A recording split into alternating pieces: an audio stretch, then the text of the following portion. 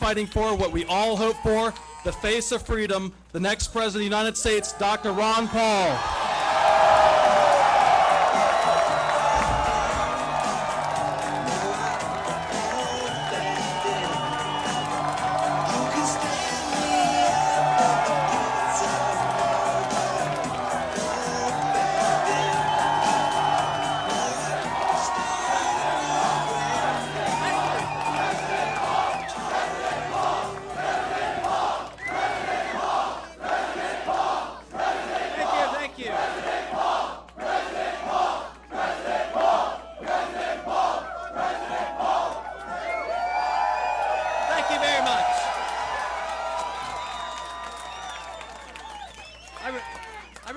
To introduce my wife. I think you know my wife, Carol.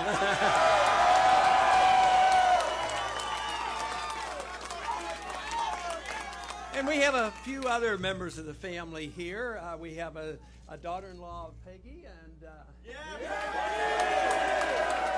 we have Lisa, Linda, and Mark. And you know, we have another member of the family, but he's also on the staff. But I think technically in the family, he's a grandson-in-law. That's Jesse Benton. That's it. But it is a delight. And Jim, Senator Forsyth, thank you very much for your support, along with Andy for your co-sponsorship, and Ray. I appreciate all that. That is just great. I do want to mention 3 names of the individuals who did so much organization up here, and that was Jared Shercoin as well.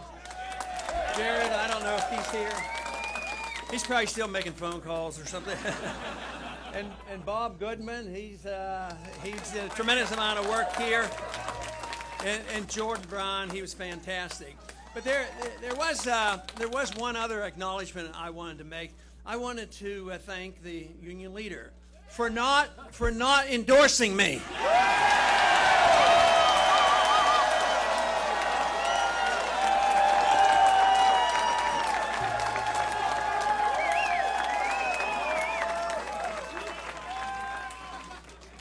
Now, I called Governor Romney a short while ago before he gave his talk and congratulate him because he certainly had a clear-cut victory, but we're nibbling at his heels.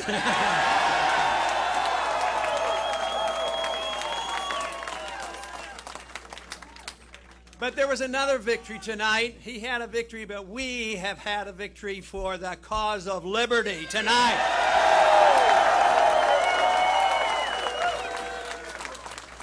There is no doubt that this whole effort that we are involved in will not go unnoticed. Let me tell you.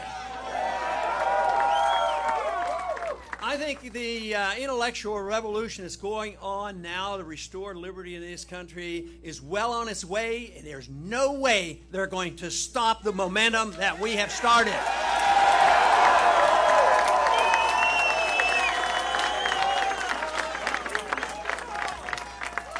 And that is the victory that you have brought about, because you have been the ones that have done the works. There's a lot of people here, but the ones across the countries, the donors, and the excitement on the campuses, it's just unbelievable. We don't always get the coverage or the interest shown on what is going on, because if they did, they wouldn't be ignoring so much of what we're doing. But you know, I find it sort of fascinating when they finally get around, and this is different people. It could be in the media, it could be our opponents or whatever. But I sort of have to chuckle when they describe you and me as being dangerous.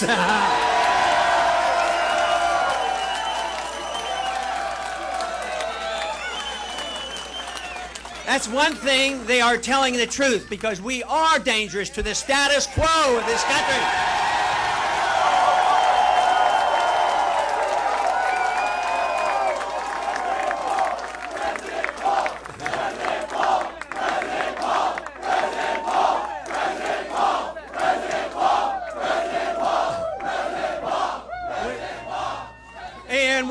Remain a danger to the Federal Reserve System as well. Yes. And the Fed, right, and the Fed. Ah.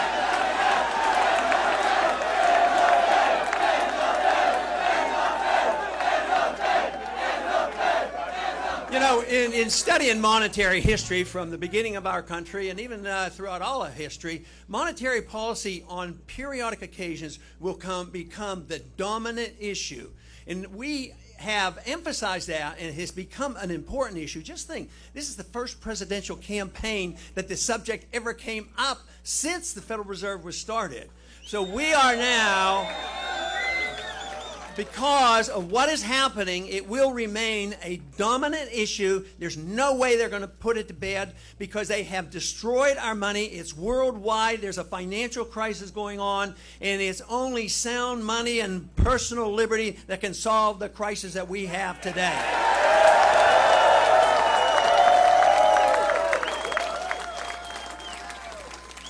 But the one reason I talk about the monetary system so much, it was a sneaky, deceitful way to pay the bills. You know, an honest government that wants to be a big spending government would tax the people, and then the people would know what they were doing. If we had to pay taxes for everything that they do, you know, the people would rise up and stop it. So then they started borrowing money a lot, and then people didn't notice that quite as much because it passed that on. But then they resorted to the printing of the money, and that is why the Federal Reserve was established, to take care of the powerful interests, the military-industrial complex, the banking system, and deficit financing. And there's a couple reasons they have deficit financing. Sometimes there are conservatives that want deficit financing, and sometimes there are liberals who want deficit financing. And they have resorted to this, and of course this is why we are facing this crisis today. But it also serves those interests who like to think that we have this responsibility. They claim it's a moral responsibility to take our young people, put them into the military, and send them hither and yon around the world, policing the world and using up the money.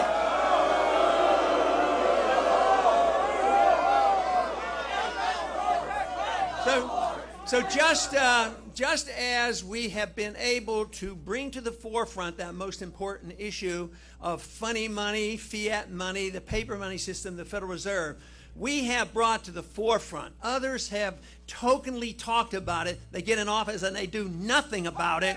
But right now, it is this liberty movement, which is seen as a patriotic movement, an individual liberty movement, that is saying to the country and to the world, we've had enough of sending our kids and our money around the world to be the policemen of the world. It's the time to bring them home.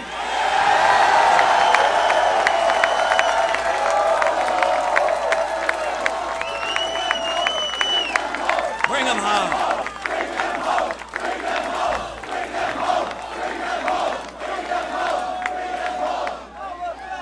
The one thing is we do know they will come home. My goal and our goal has always been to bring them home in a deliberate fashion to avoid major economic crisis by destroying our economy by spending so much overseas. In the last 10 years, the wars that have gone on added $4 trillion of debt. And I don't think we have been one bit safer for it. I think we have been less safe because of all the money that we have spent overseas. So this is the issue now. It is an issue that I think is crucial. Jim mentioned in the introduction that, you know, so often they say that if we tell people that we think we should spend less in the military, they say, oh, that means you want to cut defense. No, if you cut the military-industrial complex, you cut war profiteering, but you don't take one penny out of national defense.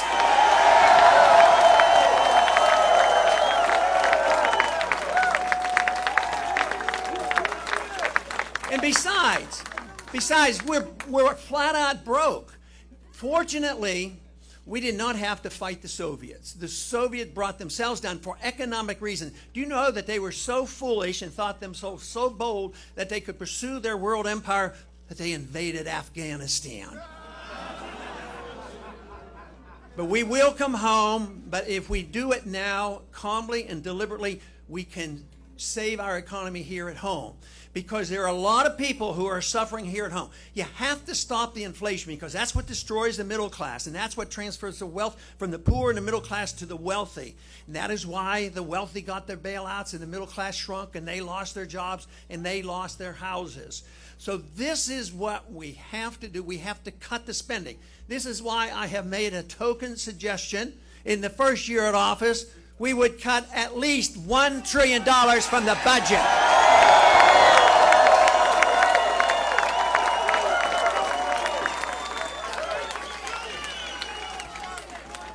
Now, the one thing that the talk you hear in Washington is pure talk, because there is nobody suggesting, the other candidates are not talking about real cuts. They're talking about cutting proposed increases out in 10 years. They say, well, we'll cut $1 trillion. Yeah, $1 trillion over a 10-year period, which is $100 billion every year. Our national debt is going up in real terms $100 billion every month.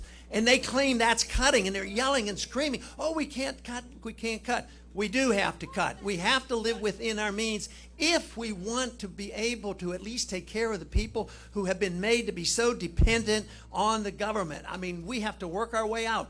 I would say if we did this and cut this overseas spending, at least we might be able to allow the Social Security beneficiaries to get their checks and medical care be provided. But if we continue to do what we're doing, the results are that the dollar is destroyed and the whole thing comes apart, and it's going to be a worldwide phenomenon.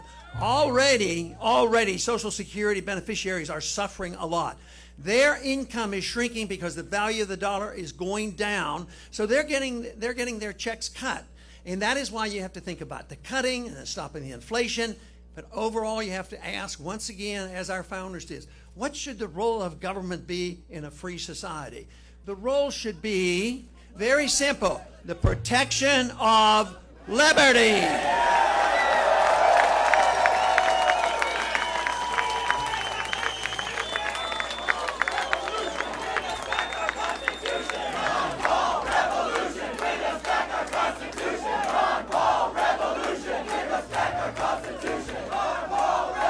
Wonderful, wonderful.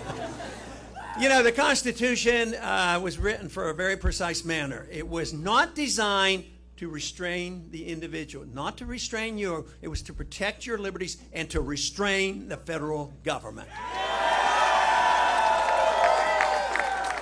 But liberty has to be re-emphasized because we have been careless over the last 100 years. We have taken liberty and chopped it up into pieces. Some people think liberty has to do with personal habits, which I agree. Other people think liberty is how to spend your money, and they defend that part, and then they fight about when to do what. I think what we need to do is make this emphasis that liberty means you have a right to your life and your privacy and the way you want to live your life as long as you don't hurt people, and you have a right to keep and spend your money as you want to.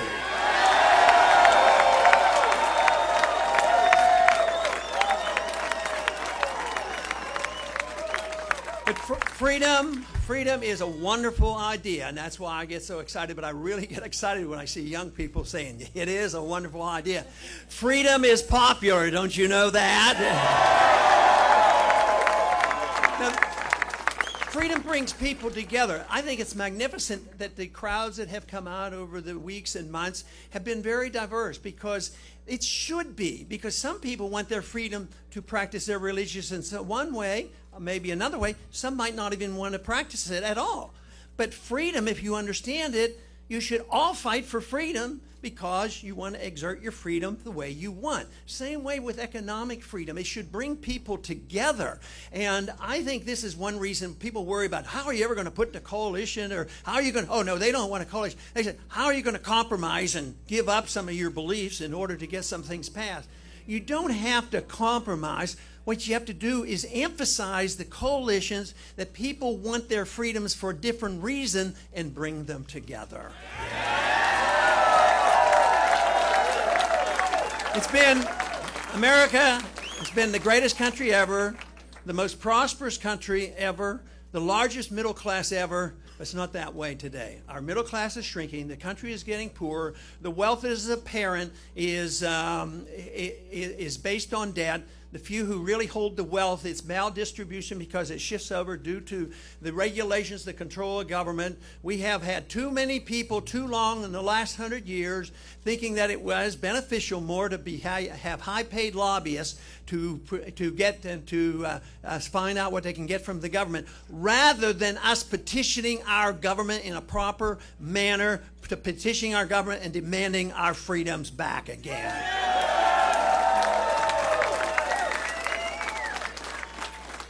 Now, a lot of times they give us trouble, and they say, freedom, you people are just too selfish. All you want to do is have your freedom, you know, and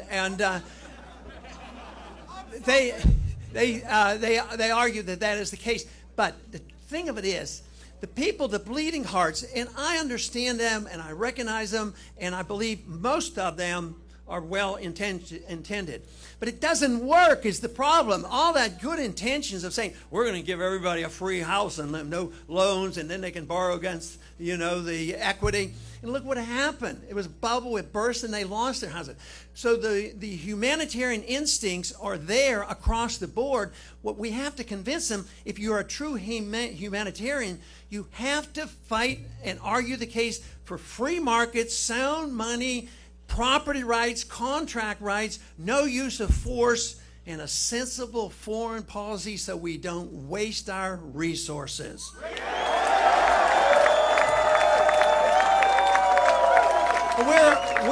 We're well on our way. We're well on our way. People have asked me, what did I expect 5, 10 years ago? I had no idea. I always assumed that the best I could do is set a record. I didn't know you were out there.